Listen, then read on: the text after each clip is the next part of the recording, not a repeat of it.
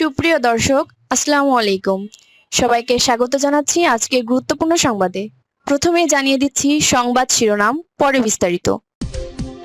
নরসিংদীতে আওয়ামী লীগ বিএনপি সংঘর্ষ ও গোলাগুলি, নিহত এক। এলাকায় আধিপত্য বিস্তার কেন্দ্র করে নরসিংদীর দুর্গম চরাঞ্চল আলোকবালিতে কার্যক্রম নিষিদ্ধ আওয়ামী লীগ ও বিএনপির সমর্থকদের মধ্যে সংঘর্ষ হয়েছে। এতে গুলিবিদ্ধ হয়ে ইদুন বিয়া নামে একজন নিহত হয়েছেন। এছাড়া আরও ৫ জন গুলিবিদ্ধ সহ আহত হয়েছেন কমপক্ষে ২৫ জন। এদের মধ্যে ৩ জনকে মুমূর্ষু অবস্থায় ঢাকা মেডিকেল কলেজ হাসপাতালে পাঠানো হয়েছে। পুলিশ ও নিহতের স্বজনরা জানান, এলাকার আধিপত্য বিস্তার নিয়ে আলোকবালি ইউনিয়ন আওয়ামী লীগের সভাপতি আসাদ আলীর সঙ্গে ইউনিয়ন বিএনপির যুগ্ম আহ্বায়ক নোয়াব আলীর সঙ্গে দ্বন্দ্ব চলে আসছিল। এরই মধ্যে ৫ আগস্টের পর আওয়ামী লীগের নেতাকর্মী ও সমর্থকরা এলাকা ছেড়ে পালিয়ে যায়। ১ বছর পর বৃহস্পতিবার ভোররাতে আওয়ামী লীগের লোকজন পুনরায় গ্রামে ঢোকার চেষ্টা করে। এতে বিএনপির লোকজন বাধা দিতে গেলে তাদের সঙ্গে সংঘর্ষ বেঁধে যায়।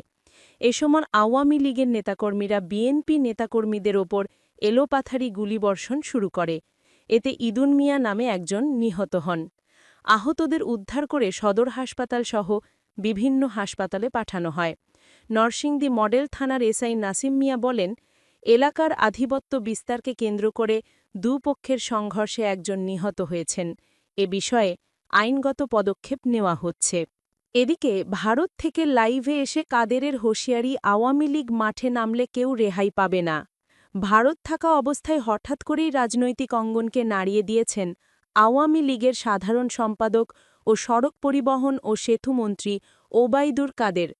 বৃহস্পতিবার সন্ধ্যায় নয়াদিল্লি থেকে ভিডিও লাইভে এসে তিনি হুঁশিয়ারি উচ্চারণ করে বলেন, আওয়ামী লীগ যদি মাঠে নামে কেউ রেহাই পাবে না। তার এই মন্তব্য মুহূর্তেই সামাজিক যোগাযোগ মাধ্যমে ভাইরাল হয়ে পড়ে এবং দেশে ফের রাজনৈতিক উত্তাপ তৈরি হয়। কাদের বলেন, সাম্প্রতিক সময় বিরোধী দলগুলি যেভাবে সরকারের বিরুদ্ধে আন্দোলনের হুমকি দিচ্ছে, তা দেশের অগ্রগতিকে বাধাগ্রস্ত করার অপচেষ্টা ছাড়া কিছু নয়। তিনি বলেন, তারা ভুলে গেছে আওয়ামী লীগ কেবল একটি রাজনৈতিক দল নয়, এটি মুক্তিযুদ্ধের চেতনায় গড়া একটি সংগঠন। আমাদের নেতাকর্মীরা সব সময় প্রস্তুত, মাঠে নামলে প্রতিপক্ষের দাঁড়ানোর শক্তি থাকবে না। লাইভে কাদের জানান, তিনি বর্তমানে ভারতের সড়ক উন্নয়ন খাতের সঙ্গে যৌথ প্রকল্প নিয়ে বৈঠক করছেন।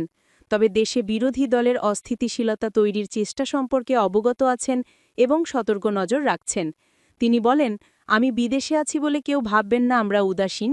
প্রয়োজনে এখান থেকেই নির্দেশ দেওয়া হবে, আওয়ামী লীগ মাঠে নামলে কেউ রেহাই পাবে না। তিনি আরও বলেন, অতীতে বিএনপি সহ বিরোধী দলগুলি যখন সহিংস আন্দোলনের চেষ্টা করেছে, তখনও আওয়ামী লীগের নেতাকর্মীরা রাজপথে থেকে তা প্রতিহত করেছেন। এবারও যদি কেউ জনগণের শান্তি বিনষ্ট করতে চায়, তবে কঠোর হাতে দমন করা হবে। লাইভ শেষে জনসাংবাদিকদের প্রশ্নের জবাবে কাদের বলেন, জনগণই আওয়ামী লীগের শক্তি। আমরা উন্নয়ন চাই, ধ্বংস নয়। কিন্তু উন্নয়নের পথে কেউ বাধা দিলে তাকে প্রতিহত করা হবে। রাজনৈতিক বিশ্লেষকদের মতে, বিদেশ মাটি থেকে কাদেরের এই সরব বার্তা মূলত দলীয় নেতাকর্মীদের মনোবল চাঙ্গা করা এবং বিরোধীদের জন্য কঠোর সতর্ক সংকেত। আওয়ামী লীগ স্পষ্ট জানিয়ে দিল, তারা প্রয়োজনে শক্তি প্রদর্শনে প্রস্তুত। বাংলাদেশের বর্তমান রাজনৈতিক পরিস্থিতি নিঃসন্দেহে অনিশ্চয়তা ও উত্তেজনায় ঘেরা। ওবায়দুর কাদেরের হুঁশিয়ারি, আওয়ামী লীগ মাঠে নামলে কেউ রেহাই পাবে না। আসন্ন দিনগুলিতে দেশের রাজনীতির ভবিষ্যৎ কোন পথে যাবে বলা যাচ্ছে না। আপনারা কি মনে করেন, এমন হুঁশিয়ারির পর পরিস্থিতি কোন দিকে যাবে? আমাদের সঙ্গে কমেন্টে মতামত জানান। আর হ্যাঁ, এমন আরও গুরুত্বপূর্ণ খবর ও বিশ্লেষণ পেতে আমাদের চ্যানেলটি সাবস্ক্রাইব করে রাখুন, কারণ সামনে আসছে আরও চমকপ্রদ আপডেট যা আপনি মিস করতে চাইবেন না।